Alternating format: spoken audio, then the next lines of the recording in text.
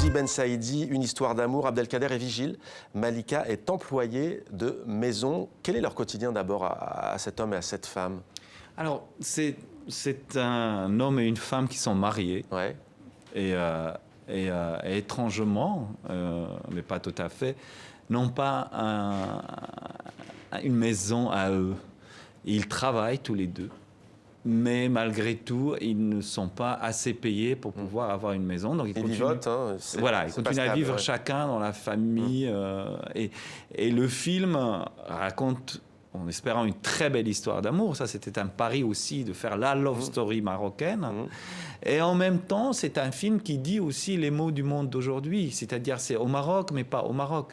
Comment aujourd'hui le travail ne permet pas la dignité. Et comment en enlevant la dignité aux hommes, comment en les faisant, en les humiliant,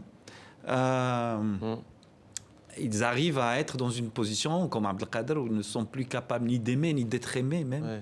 Et donc, on n'en est pas loin de la dérive. Ouais, on voit cette violence imperceptible et qui finit par éclater d'ailleurs. Exactement, c'est vrai. Le film, comme ça, distille par des petits détails, pas toujours. Il y a une violence physique qui n'existe pas beaucoup dans le film, mais il y a énormément comme ça de petites violences du quotidien qui sont énormes et que l'accumulation de tout ça finit par pousser des gens, malheureusement, vers des extrêmes. Alors, c'est un coup de projecteur sur l'appauvrissement de la classe ouvrière au Maroc. C'est un sombre tableau, au fond, de l'ultralibéralisme. Oui, c'est ça. C'est-à-dire que le film dit comment l'économie, comment le politique finit par occuper l'intime. Ouais. Et ça, c'est le plus dur. Comment un couple comme le nôtre, par exemple, dans le film, qui vit une très belle histoire d'amour. C'est l'idylle, ouais. C'est vraiment une très belle histoire qu'on va voir dans le film se désintégrer, pas de l'intérieur, parce qu'entre eux, tout se passe bien, mais l'extérieur, quand rien ne permet à une histoire d'amour de s'épanouir,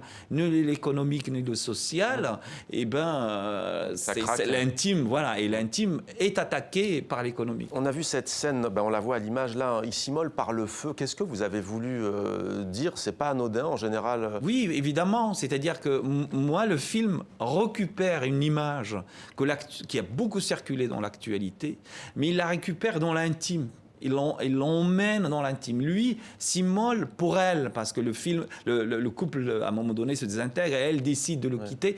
Et elle va s'immoler devant elle pour elle. Quand vous dites l'actualité, c'est que ça rappelle bien entendu Mohamed Bouazizi en Tunisie, qui s'immole par le feu, et c'était le début des printemps arabes. Exactement. À Sidi Bouzid. Exactement. Mais moi, dans le film, je récupère cette image.